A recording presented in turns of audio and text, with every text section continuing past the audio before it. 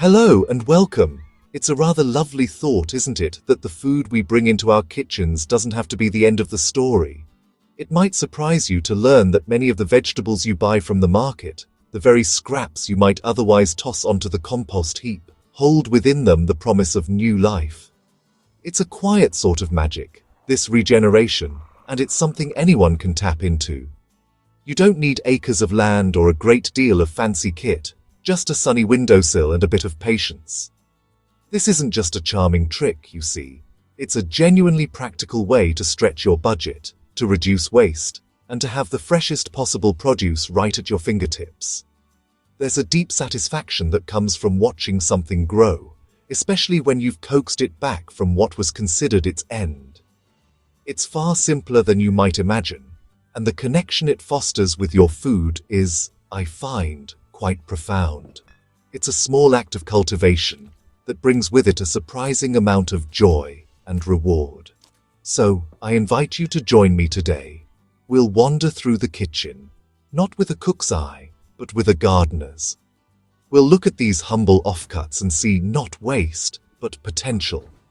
Together, we'll discover which of these common scraps can be transformed, with just a little water and light, into a larder that never truly runs empty. It's a wonderful journey, and it starts right now. Let's begin with something wonderfully simple and almost foolproof: the spring onion, or green onion as it's often called. So often, we use the green shoots and discard the white base with its little tangle of roots. But this, right here, is where the life of the plant is held in waiting. It's the engine room, really. All you need to do is take this base, about an inch or so, and stand it upright in a small glass or jar. Add just enough water to submerge the roots, but try to keep the cut top dry. You'll want to place it somewhere it can get a bit of sun. A kitchen windowsill is just the ticket. And then, you simply watch. It's quite remarkable, really. Within a day or two, you will notice new, vibrant green growth emerging from the center. The plant is drawing on its stored energy and the water to push forth new life. It's a daily delight to see its progress. Remember to change the water every couple of days to keep it fresh and clear, preventing any sliminess from forming. Before you know it, in less than a week, you'll have a whole new set of green shoots ready to be snipped off and used. You can cut what you need, and as long as you leave the base in water, it will continue to regrow for you, time and time again. It's a continuous, gratifying harvest from a single, humble beginning. It's the very definition of getting more for less, and it brings a little bit of the garden right into your kitchen, no matter the season. Now, for celery. It's a staple in so many kitchens, and its base, that solid, woody part you chop off and usually throw away, is another little miracle waiting to happen. Don't discard it. Instead, take that base, which should be a good 2 or 3 inches tall, and place it in a shallow bowl or saucer. Look at it closely.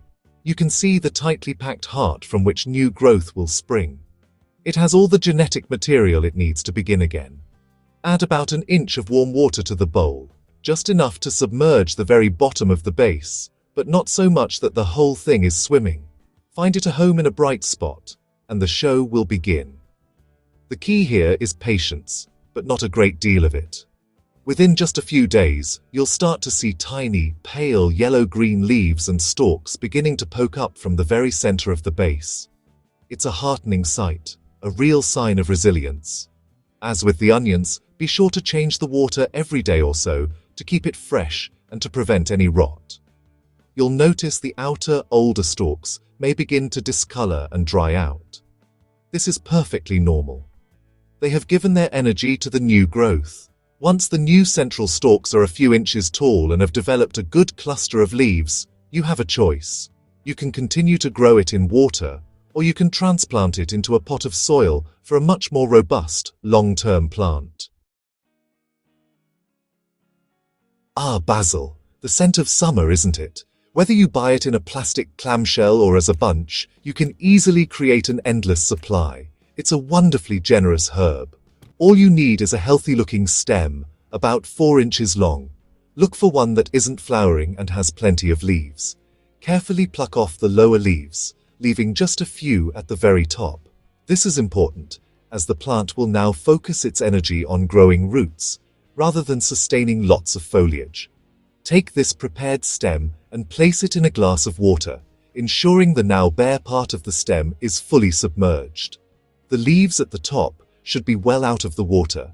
A clear glass is ideal, as it allows you to witness the next stage of the process.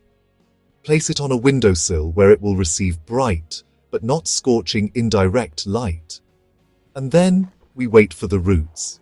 This is the part that feels like true magic, watching something sprout where there was nothing before. In about a week or two, you will see fine, white roots begin to emerge from the stem. It's a delicate process, so be gentle. Once these roots are an inch or two long, the cutting is ready for the next chapter of its life. You can pot it up in some good quality, well-draining compost. Keep it watered, and that single stem will grow into a full, bushy basil plant, providing you with fresh, aromatic leaves for your cooking. From one stem, a whole new plant, ready to give and give again. Ginger is one of those spices that honestly feels so exotic, but it's actually surprisingly easy to encourage it to grow at home. When you buy a piece of ginger root, which is actually a rhizome, look for a piece that is plump and firm, with smooth skin. The most important thing to look for are the little nubs or eyes on the surface. These are the growth buds, similar to the eyes on a potato, and they are the key to multiplying your supply. A piece with several healthy-looking buds is just perfect. If the ginger seems a bit dry, it's a good idea to give it a soak. Simply submerge your chosen piece in warm water and leave it overnight. This helps to wake up the rhizome and signals that it's time to grow. After its bath, it's ready for planting. You can plant it in a wide, shallow pot, as ginger roots really like to spread horizontally.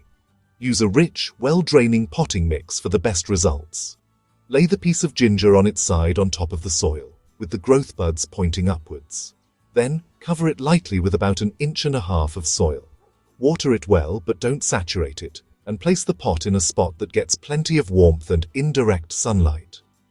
Keep the soil consistently moist, and in a few weeks you should see green shoots poking through. Each of those shoots will eventually form a new rhizome system beneath the soil, turning one small piece into a whole new harvest.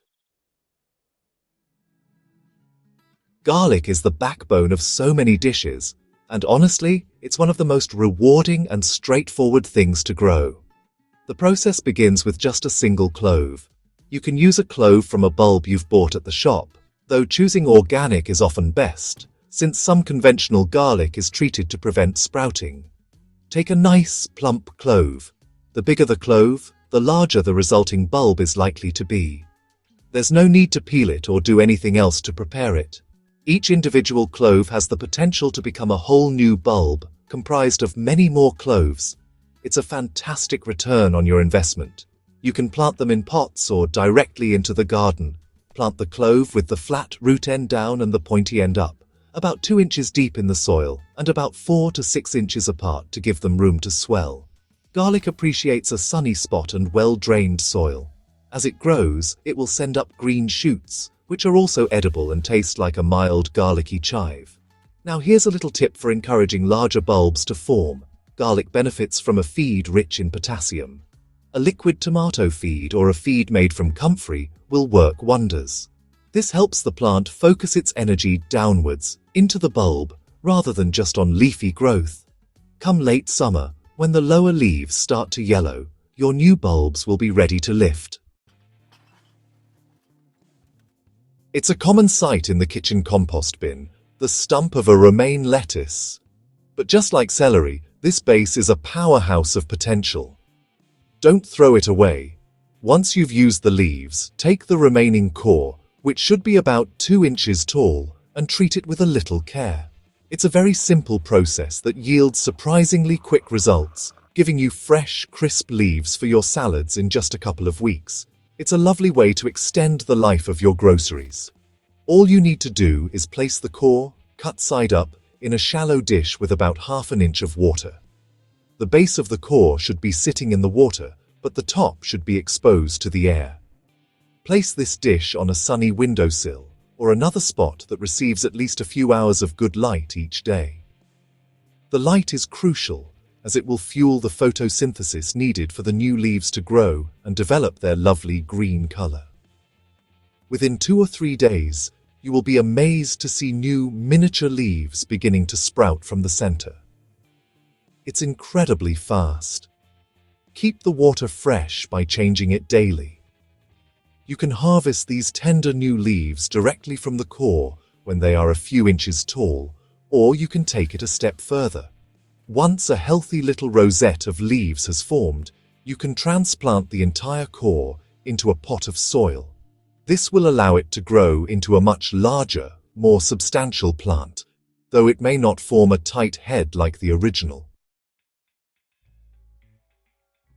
Now, this one comes with a rather important clarification. When we talk about regrowing carrots, we are not going to get a new orange root from the top we've cut off. That part of the plant has been harvested, and its job is done. However, the top of the carrot, the part where the green leaves sprout from, still has life in it, and what it can produce is a beautiful flush of feathery, edible greens. These are often discarded, but honestly, they are delicious and packed with flavor. So, take the top inch or so of your carrot and place it, cut side down, in a shallow dish of water. You really only need a small amount of water, just enough to keep the base moist. It's the same principle we've used for celery and lettuce. Find a bright spot for it, and the dormant buds at the crown of the carrot will soon spring into action. It's a lovely, lacy foliage that will start to appear, almost like a fern. These carrot top greens have a slightly earthy, parsley-like flavor. They are wonderful chopped up and added to salads, used as a garnish, or, my personal favorite, blended into a fantastic and thrifty pesto. It's a way of using the whole plant, of finding value and nutrition in a part that is almost universally thrown away. It's a shift in perspective, seeing not just the root, but the potential of the entire vegetable, from top to tail. The potato is surely one of the most generous vegetables in the garden. From just one single tuber, you can get a whole crop. If you've ever left a bag of potatoes in a dark cupboard for too long, you've already seen the first step, the sprouting of eyes. These sprouts are actually the plant's attempt to grow, and we can use this to our advantage. You don't need special seed potatoes. Honestly, a shop-bought one that has started to sprout will do the job perfectly well. Just take a potato that has a few healthy-looking eyes. You can plant it whole, or you can cut it into chunks, making sure each chunk has at least 1 or 2 strong eyes on it. If you do cut them, it's a really good idea to let the cut surfaces dry and form a skin for a day or 2. This helps to prevent them from rotting in the soil. It's a simple but crucial step for success. You can plant these in a deep pot, a grow bag, or directly into the ground. Plant your potato chunks about 5 inches deep, with the eyes pointing upwards. As the green leafy top growth appears and gets taller, you'll want to earth it up by adding more soil or compost around the stem. This encourages more potatoes to form along the buried stem. It's a magical process, and the reward comes at the end of the season, when you get to rummage in the soil and discover a whole treasure trove of new potatoes. Leeks, with their mild, sweet, oniony flavor, are a wonderful vegetable, and like their spring onion cousins, they are incredibly willing to regrow. The secret, once again, lies in the base. When you're preparing a leek, you typically trim off the very bottom where the roots are. This small white disc is exactly what you need to save. All the growth nodes required for the plant to send up new leaves are held intact right there. It's a very efficient design. You have 2 simple options here. The first is the water method, which is quick and easy to observe. Just as we did with the green onions, stand the leek base in a jar with an inch or so of water, making sure the roots are covered. Place it in a light-filled spot. You will see new growth emerging from the center in a matter of days. It's a very satisfying process to watch, and it gives you a quick secondary harvest of tender young leek greens. For a more substantial and long-term plant, however, I prefer to plant the base directly into soil. You can do this in a pot or in a patch of garden soil. Just push the base into the soil until it's almost covered, leaving the very top exposed. Water it in well and keep the soil moist. Because the root system is already established, it will anchor itself and begin to regrow with surprising speed and vigor. You can then harvest the new growth, leaving the base to sprout yet again. Chives are a superb herb for any garden or windowsill. They are perennials, meaning they come back year after year, and their ability to regrow from their roots is truly impressive. Often, when you buy chives from the supermarket, they come as a small, living plant in a pot, or as a bunch with the white root sections still attached. If you have the latter, don't just use the green tops and discard the rest. Those roots are your key to a perennial clump. Separate the bunch into small sections, each with a little cluster of roots. You can then plant these sections directly into a pot filled with good, multi-purpose compost. Don't plant them too deeply. The base of the white part should be just at soil level. Give them a good drink of water and place them in the sunniest spot you can find. Chives absolutely love the sun, and it will encourage strong, flavorful growth. The beauty of chives is their resilience. Once established, you can give them a haircut whenever you need some for the kitchen. Simply snip the green leaves with scissors, leaving about 2 inches of growth behind. This encourages the plant to become bushier and more productive. With consistent watering and plenty of sunshine, that small shop-bought bunch can become a thriving, permanent clump of chives that will provide you with fresh, delicate onion flavor for years to come. And there we have it. A tour of the hidden potential lying dormant in our kitchen scraps. It's a wonderful thing to realize that the cycle of growth doesn't have to end when we bring our vegetables home. With a little water, light, and attention, we can become collaborators in that cycle, coaxing new life from old and filling our windowsills and gardens with fresh, homegrown food. It's a small change in habit that brings with it a great deal of satisfaction and a real connection to what we eat. I truly hope this has inspired you to look at your vegetable peelings in a new light. I encourage you to give it a try. Start with something simple, like a green onion or a lettuce heart, and see what happens. There's no failure here, only learning. Please do share your experiments and your successes in the comments below. I would be delighted to see how you get on. There's a great community to be found in sharing our growing journeys. If you've enjoyed our time together today, and want to explore more ways to work with nature, do remember to subscribe to Nature's Blueprint. And if you have a friend or family member who might appreciate the simple joy of growing more for less, please consider sharing this video with them. Until next time, happy growing.